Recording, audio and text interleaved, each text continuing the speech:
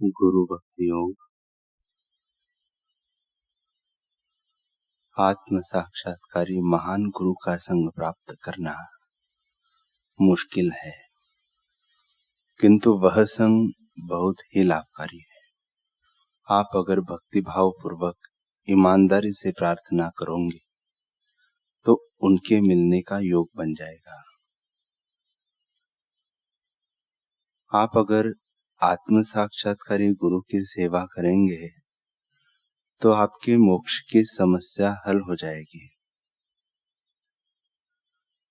महात्माओं का संग ईश्वर कृपा से ही प्राप्त होता है। राग द्वेष से मुक्त ऐसे गुरु का संग करने से मनुष्य आसक्ति रहित बनता है। उसमें दिव्यताओं को निखारने वाला, ईश्वर प्राप्ति करने वाला विवेक वैराग्य जागता है। उसमें गुरु के चरण कमलों के प्रति भक्ति जागती है। जो भक्ति भाव पूर्वक गुरु की सेवा करता है वह जीवन के परम तत्व को प्राप्त कर लेता है।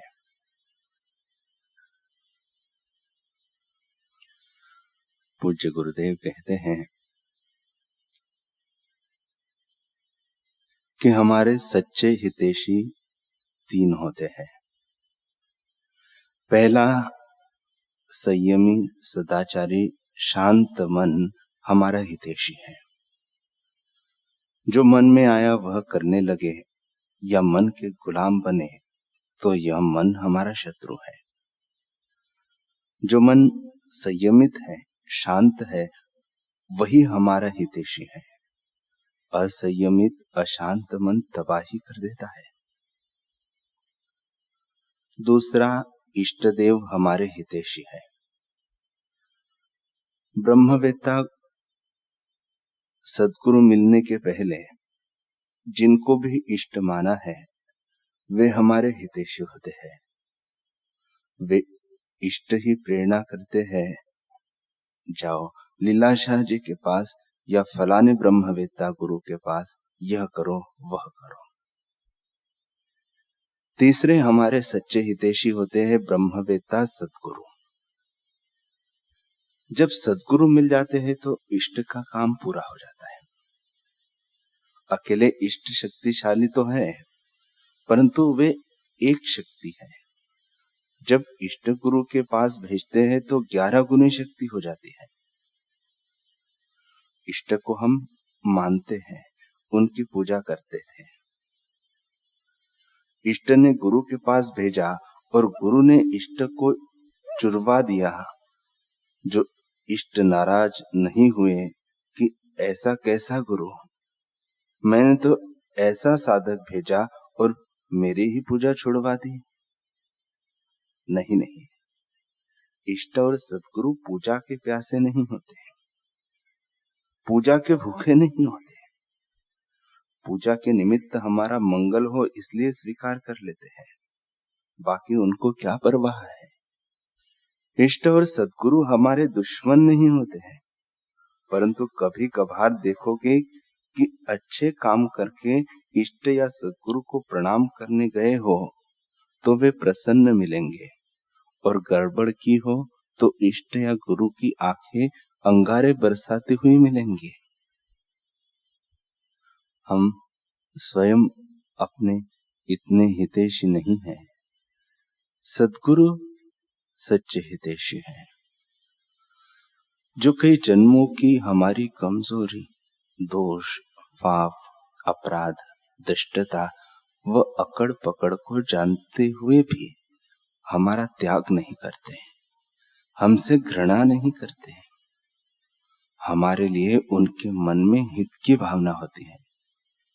ऐसे पूर्ण हितैषी सद्गुरु हमें जो देना चाहते हैं उसकी हम 10 जन्मों में भी कल्पना नहीं कर सकते। उस परमात्म धन के वे धनी होते हैं और वह हंसते खेलते हमें देना चाहते हैं। आवश्यक वस्तु बिना मांगे ही सद्गुरु दे देते हैं, और अनावश्यक मांगे जैसे प्रसिद्ध होने की मांग, कपट करके लोगों से पैसा बटोरने की मांग, ये सब जो गलत बातें हैं, जिनको यदि आप चाहते हैं तो गुरुजी उन चाहों को लताड़ते हुए भी आपको शुद्ध बनाने में बहादुर होते हैं। अनावश्यक वस्तुएं जिनको हम चाहते हैं वे हमसे छीनते हैं, और आवश्यक वस्तुएं जिनको हम नहीं चाहते हैं उन्हें वे हंसते खेलते पुचकारते हुए दे देते हैं। शोक, विलाप, मनमुक्ता, छल कपट करके तुम्हारी जो पुरानी आदतें हैं उनको सच्चे हितैषी गुरु कैसे निकालते हैं वह तो वे ही जानते हैं। उस समय गुरु शत्रु जैसे भी भले लगे तब भी भूल कर भी उनका दामन नहीं छोड़ना चाहिए। परम हितैषी सद्गुरु तुम्हारे अहम की परवाह न करके तुम्हारी महानता पर दृष्टि रखते हैं।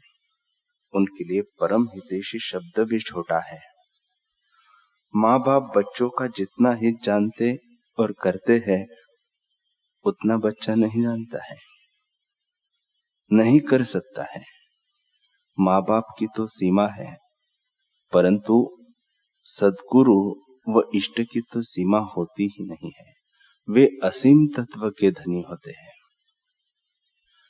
आपका गुरु जाने, आप जानो, मैं तो मेरे गुरुदेव को बोल रहा हूं कि आप ब्रह्मा है, आप विष्णु है, आप चंद्र है, आप सूर्य है, आप नक्षत्र है, आप ग्रहों से भी परे है, आप पूर्ण के पूर्ण है। ब्रह्मा विष्णु महेश का अधिष्ठान जो आत्मा है वही आप है।